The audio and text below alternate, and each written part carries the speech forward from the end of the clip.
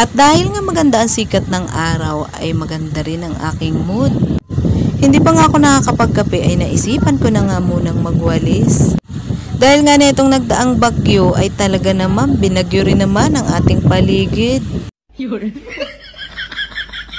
At dahil nga ilang araw din naman akong hindi nakapaglinis, medyo masakit na rin nga sa mata ang mga kalat na ito. At dahil nga may araw na sinisipag ako, may araw din namang tinatamad ako. Parang katulad lang din yan na paggagawa ko ng video kung kailan ka sisipagin ay saka kalaang makakapag-upload. Oh no! Hindi ko nga rin ba alam kung bakit sinipag akong maglinis dyan. At dahil nga naisip kong hindi ko rin naman matatapos ang gawain ito, kaya go na lang tayo. Pagpasensya nyo na nga rin dahil pabago-bago ang tono ng aking boses sa voice over.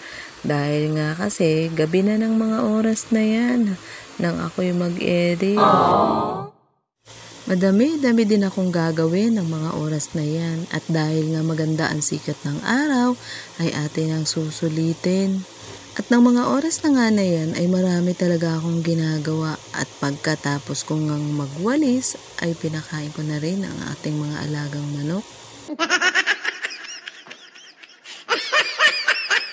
Hindi naman talaga ganun kadali ang gawain sa araw-araw dahil kahit paulit-ulit ay nakakapagod din. At kahit nakakapagod naman, ang importante ay masaya ka sa mga ginagawa mo. At mga ganyang bagay nga lang ang routine natin sa umaga. Depende lang talaga yan sa mood ko. Kung alin ang uunahin ko, yun ang gagawin ko. At sa araw-araw nga halos hindi na nga tayo nawawala ng gawain. Pero okay lang yan, basta't happy tayo, go lang. Mahirap kapag marami kang obligasyon sa araw-araw. Pero masaya naman kapag natatapos mo naman ito.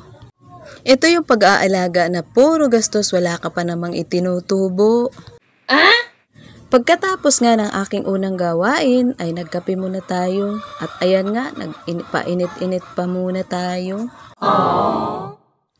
Ang buhay nga naman natin hindi daw buo ang araw kapag hindi nagkakape. Napakaganda ang sikat ng araw kaya't habang nagkakape ay nagbibilad na. So ayan na nga, fast forward muna tayo at dahil nga meron pa tayong mga inaalagaang manok, atin nga muna itong pakakainin. At baka nga naman abutin na ng tanghali ay hindi ko pa mapakain. At syempre hindi nga dyan nagtatapos. Habang naglalakad ay panay ang video natin for the content na naman. At habang ako nga ay sinisipag, sinasamantala ko naman ang pagkakataong ito. So ayan, malapit na tayo dito. At medyo marami-dami lang ang mga manok dito. Pero hindi ko na nga din pinakita sa ating video. Madami-dami sa 10, charis. Maganda kasi ang kulungan dito, parang katulad na ito ng aking bahay. Hindi tulad sa kulungan ng aking manok, talagang kwarto-kwarto lang, pero okay na yun. Ang importante ay mayroon silang kulungan. Parang isa na rin ito sa pinaka-exercise ko. Mahirap naman pag sa araw-araw ay wala tayong ginagawa. Kulungan pa lang ay bahay na. Dito na nga lang kaya ako tumira. Charis!